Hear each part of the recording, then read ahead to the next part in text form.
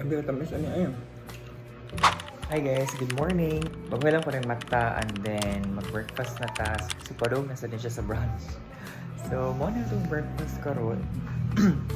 So, I have papaya and then milk.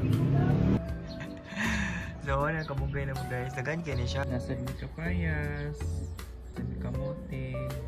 Napad dito sa pangan sa mo. So, naapod ni diri kapayas. Napad dito kamunggay. Saging, muting kahoy, napa na sa luyo. So, dapat ginagay nga tanong-tanong sa akong papa guys.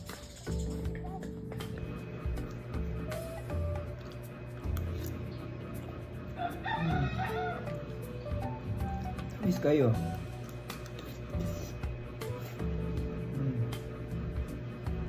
Ambil tamis ano ayun. Alam siya kakapayas.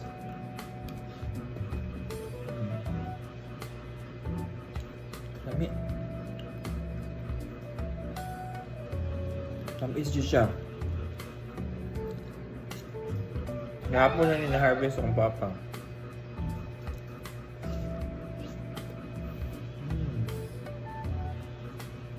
Ayun.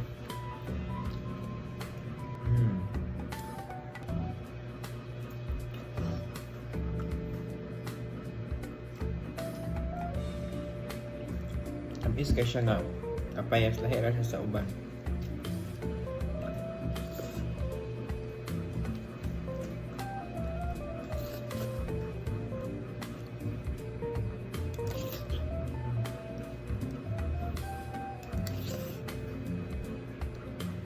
As in, lamig tamis din siya nga kapayas. Super jud. Like dire-diretso.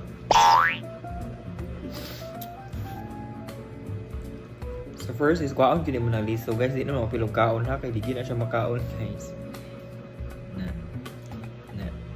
So before share lang nako. So before gamay pa mi, so nagdako man jud sa akong nanay.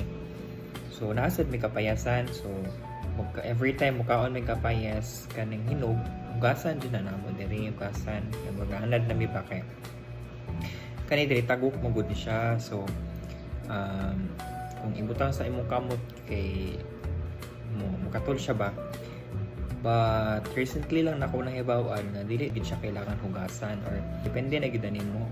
Kanay siya nga iyahang tagok is enzymes ni siya. These natural enzymes niya mo na siya makatabang para mo dali o digest ang imong gikaon prior aning kapayas. So nakikipangkaon gabi like makarne.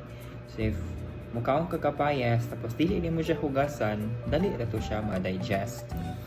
Plus kapayas nga fiber, so good for digestion good siya overall. Trivia to siya guys.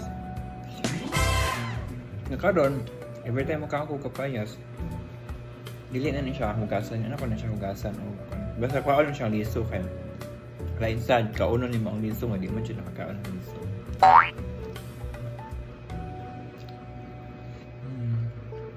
Tamis good siya. Inani nga kapayas sa kong ganahan. Mostly nga kapayas sa amo okay nani jud. Mao jud ni ang gipa daghan ni papa.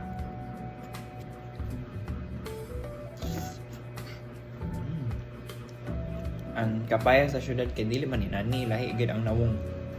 Kani siya medyo yellow ang iyang nawong pero hinog na gid siya sa suod niya. Sa syudad kay usually nga kapayas kay yellow naman siya, like yellow na orange ba. Hinog siya but dili siya inani ka tamis nga tamis legit nga tamis. Kani siya hinatag ni siya sa ang kani nga binhi kay hinatag ni sa churchmate ni papa nga taga Mualboal, I think.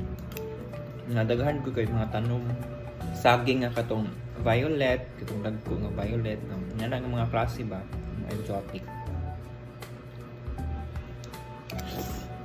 Dagan kay inani si papa nga tanong kapayas. Before na mamatay man kay init man niya. Karon kay balik naman ting uwan so tanong na po siya balik. Alam niyo siya.